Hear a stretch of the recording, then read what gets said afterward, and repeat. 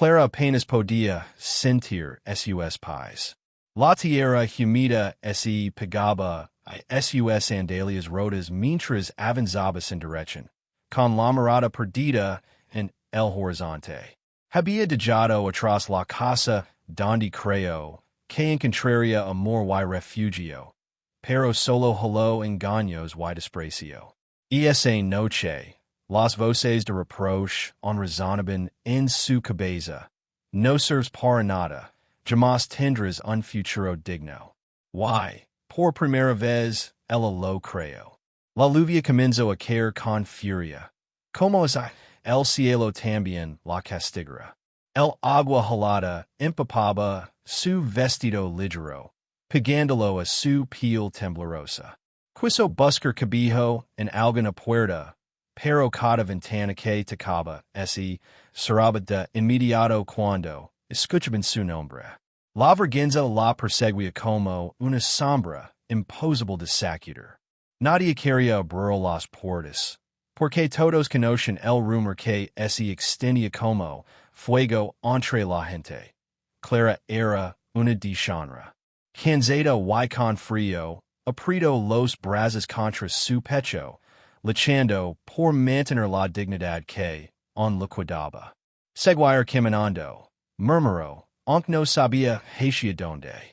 Cada paso era una batalla contra el barro que se le pegaba a los tabilos, contra el miedo que luz susurraba que pronto quería rendida en la oscuridad. De pronto, un resplandor lejano atravesó la tormenta. La pequeña silueta de una ermita blanca, perdida en medio de la finca.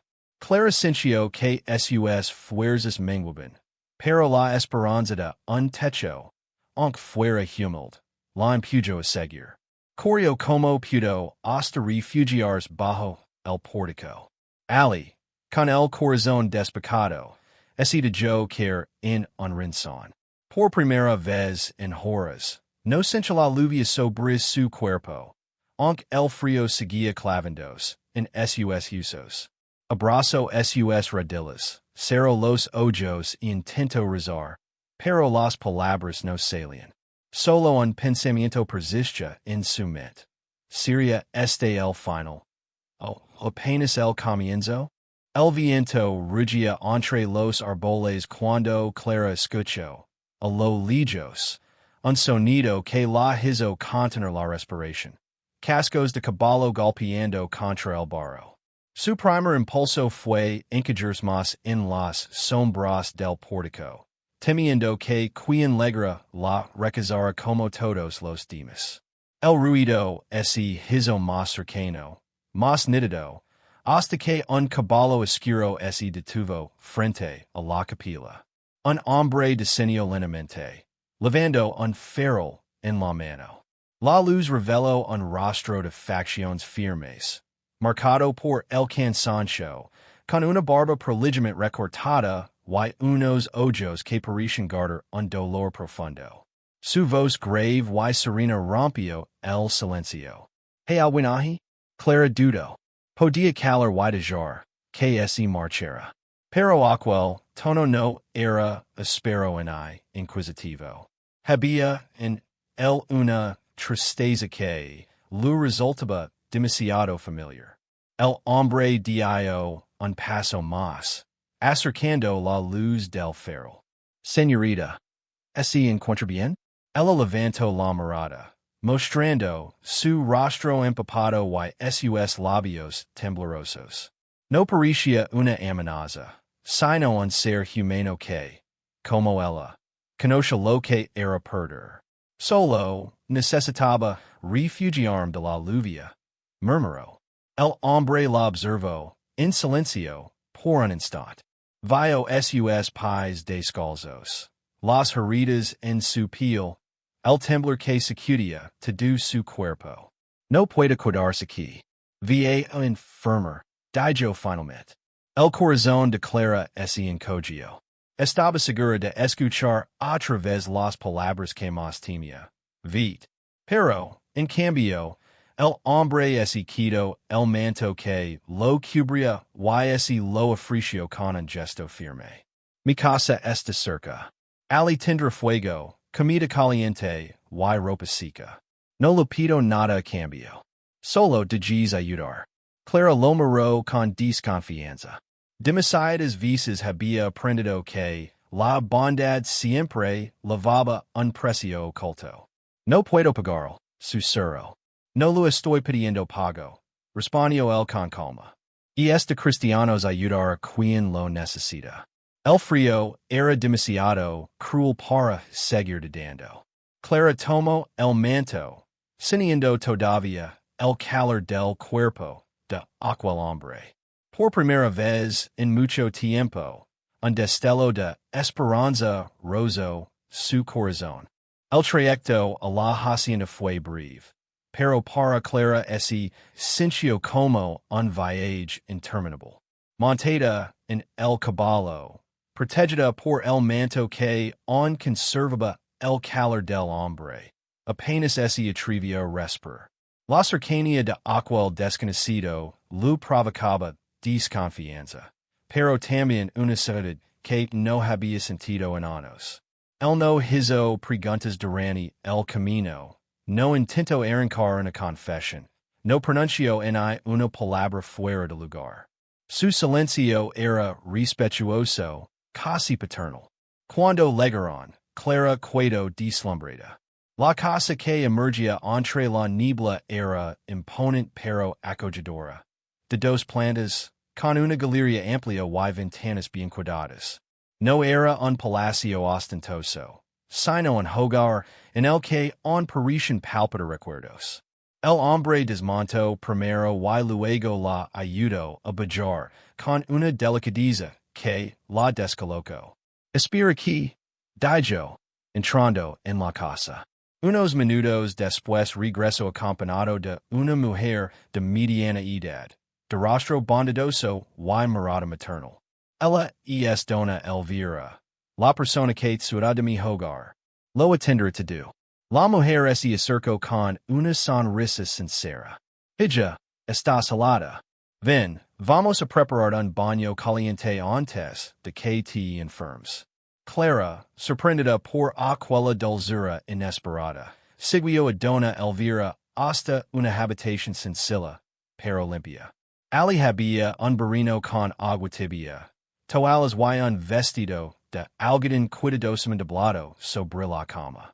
Mientras se despejaba de la ropa empapada, sintió que con cada gota de agua caliente que recorría su piel también se disolvía un poco del miedo que cargaba. Al bajar a la cocina, y vestida con la ropa seca, encontró al hombre esperándola. Se había cambiado también, aunque conservaba el gesto cansado. Sobre la mesa, una sopa humana desprendía un aroma delicioso. Cientis, lo indicó él. La sopa lo hará bien. Clara comió despacio, con vergüenza, aunque el hambre la traicionaba. Él la observaba sin juicio, con la calma de quien analiza sin prisa. Finalmente, preguntó, ¿Cómo es el alma? Clara Méndez. Yo soy Gabriel de Robledo. Esta es mi hacienda. Ella bajó la mirada, temiendo la siguiente pregunta. ¿Why no es equivoco? ¿Que la ha traído hasta aquí? Clara vaciló. Contar la verdad podía arruinarlo todo, pero mentir tampoco parecía correcto. Perdí mi trabajo en la ciudad. No tenía donde ir, respondió, ocultando los detalles más dolorosos. Gabriel asintió lentamente. No insistió, como si entendiera que había heridas que no debían verse esa noche. ¿Tien familia? No. Crecí en un convento, pero desde los 15 caminos sola. El silencio que siguió no fue incómodo, sino reflexivo. Clara sintió que él quería decir algo más, pero se contuvo. Entonces Gabriel tomó aire y habló con firmeza. Lucir Franco. Soy viudo desde hace 2 años. Tengo una hija de 7 años y un niño de 4. Desde la muerte de su madre, la casa está llena de silencio. Mis hijos necesitan ternura, cuidados que yo no sé dar. Clara lo miró sorprendida.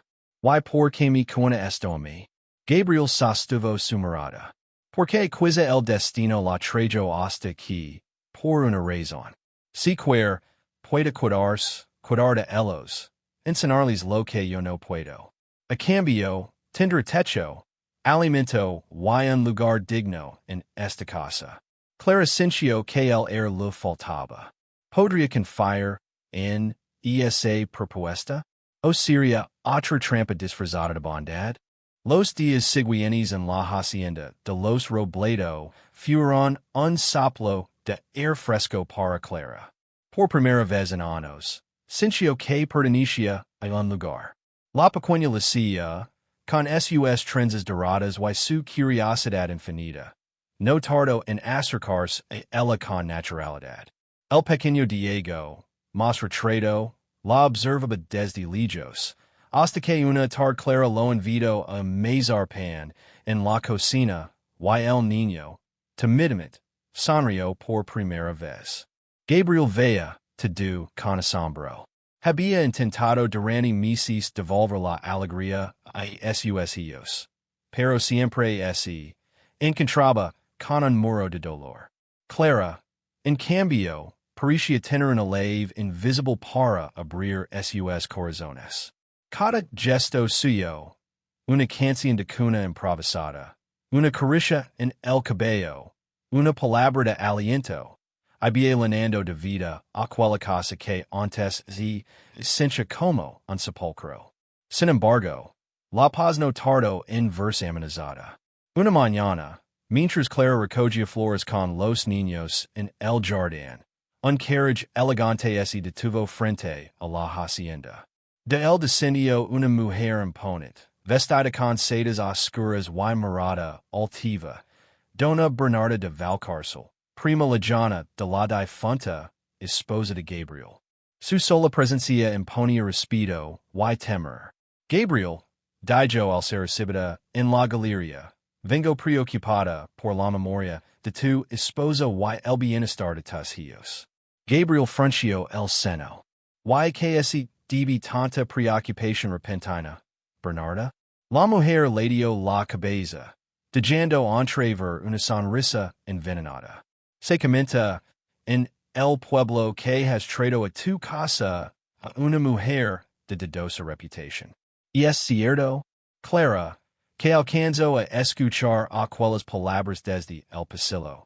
Sintió un escalofrío recorrer el cuerpo. Sabía muy bien de qué hablaban. Su pasado en la ciudad, aunque nunca había quedado en la deshonra, era suficiente para manchar su nombre. Gabriel respondió con calma, pero con firmeza. Clara es una mujer honesta que está cuidando de mis hijos mejor de lo que nadie lo había hecho desde que su madre partió. Dona Bernarda soltó una carcajada seca. Honesta dices. No seas ingenuo, Gabriel. Esa muchacha viene de lugares donde la verdad no existe. Todo el pueblo sabe donde trabajaba y con qué clase de hombres trataba. ¿Quieres que tus hijos crezcan bajo esa influencia? Clara apretó los puños en silencio. Podría salir corriendo, ir antes de enfrentar otra humiliación, pero esta vez no quiso. Había encontrado algo demasiado valioso para rendirse. Gabriel se erguió con dignidad. Mis hijos no han estado tan felices desde hace años. Eso es lo único que me importa. Pero la prima no cedía. La sociedad no lo verá así. Tu apellido se hundirá. Tus negocios sufren. Los Robledo se convertirán en motivo de burla. En ese momento, Lucia apareció corriendo con un ramo de flores en las manos. Se aferró al vestido de Clara y exclamó con inocencia. Mira, papá, Clara me enseñó a hacer coronas con margaritas. El gesto, tan puro y sincero, desarmó por un instante la dureza del ambiente.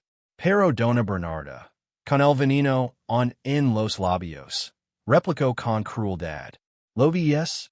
Y la llaman Clara, como si fuera su madre. Soes lo más peligroso de todo. Tus hijos confunden el cariño con la sustitución. Gabriel respiro hondo y, mirando directamente a su prima, contestó con voz firme. Si mis hijos la ven como una madre, no es porque ella los engañe, sino porque los suda, con un amor que nadie más les ha dado. El silencio que siguió fue pesado. Clara sintió las lágrimas arder en los ojos. Por primera vez, alguien la defendía sin dudar, aun conociendo los rumores. Dona Bernarda, furiosa, cerró su abanico con violencia. Si insiste en este error, Gabriel, no cuidara rinzón en esta comarca donde no recuerdan a tus hijos el pasado de esa mujer. Yo mismo me encargo de que nadie acepte esta unión vergonzosa. La amenaza quedó flotando en el aire como un veneno. Clara comprendió que la felicidad recién encontrada estaba a punto de ser puesta a prueba. Por primera vez en mucho tiempo, decidió no ir. La noticia del enfrentamiento en la hacienda corrió como pólvora por todo el pueblo. Al domingo siguiente, la iglesia estaba más llena que nunca. Algunos acudieron por simple curiosidad morbosa, otros por compasión hacia Gabriel y sus hijos, y unos pocos por genuina solidaridad hacia Clara. Clara, vestida con un sencillo vestido blanco que Dona Elvira había planchado con esmero, se levantó en medio del templo. Los murmullos se apagaron de inmediato. Nadie esperaba verla tan erguida, con la mirada firme, y una serenidad que imponía respeto. Queridos vecinos, comenzó con voz clara y resonante. No estoy aquí para pedir perdón por lo que fui, sino para dar gracias por lo que me he convertido. Un silencio profundo invadió la iglesia. Algunos esperaban lágrimas, súplicas o vergüenza. Pero lo que encontraron fue dignidad. Y es cierto, continuó Clara, que trabaja en un lugar donde abundan los rumores y las miradas torcidas. Pero nunca vendí lo único que siempre considero sagrado, mi dignidad. Sueda de los hijos de otras mujeres. Serví pan y agua a quienes no tenían. Conté para dar esperanza en medio de la desesperanza. Y cuando me pidieron más, elegí la calle, el frío, y el hambre antes que renunciar a mis principios. Algunas cabezas comenzaron a asentir discretamente. Clara respiró hondo y miró hacia la primera fila, donde Lucia y Diego la observaban con absoluta confianza. Dios me trajo a esta familia en el momento en que más lo necesitaba. Ellos me enseñaron que el amor verdadero no depende de la sangre, sino del cuidado, de la entrega y de la presencia diaria. Y Gabriel, sus ojos se encontraron con los de él. Me mostró que un hombre de verdad juzga a una mujer por lo que es hoy, no por los susurros de ayer. Un murmullo recorrió la iglesia, esta vez cargado de emoción. Gabriel se levantó, avanzó hasta Clara y, frente a todos, tomó su mano. Lo diré aquí, delante de Dios y de ustedes, quiero casarme con esta mujer. No por compasión, sino por amor y por admiración. Porque ha devuelto la vida a mis hijos y a esta casa. La tensión explotó en un aplauso espontáneo. Muchos lo reban, otros sonríen. Incluso algunos que habían acudido para juzgar se vieron conmovidos por la verdad que emanaba de aquella escena. Dona Bernarda, sentada en un banco lateral, se levantó indignada. Su plan de humillar había resultado en todo lo contrario. Una declaración pública de amor y respeto. Salió de la iglesia con paso firme, mientras la comunidad apenas le prestaba atención. El sacerdote, conmovido, no esperó más. Si ambos lo desean, puedo bendecir esta unión ahora mismo. Clara y Gabriel se miraron. Y sin dudarlo, respondieron al unísono. Si lo decimos. La ceremonia fue breve, pero cargada de emoción. Lucia y Diego corrieron a abrazarlos. Y por primera vez en años, el eco en aquella iglesia no fue de prejuicios ni de murmulos, sino de aplausos y cantos de celebración. Y esa noche, la hacienda de los Robledo brilló con una luz distinta. Clara no es esencia una forastera ni una sobreviviente. Era madre, esposa y, sobre todo, dueña de una nueva vida. Y así concluye esta historia, que nos recuerda que el pasado no define nuestro valor, que la dignidad siempre florece incluso en los suelos más heridos, y que el verdadero amor es aquel que sabe reconocer la verdad en medio de los rumores. Si esta historia tocó tu corazón, deja tu like y cuéntanos en los comentarios. Tú también habrías elegido la dignidad aun cuando todo estaba en contra. Queremos leerut. Y no olvides suscribir al canal para seguir compartiendo relatos que nos hacen reflexionar sobre la vida y el amor.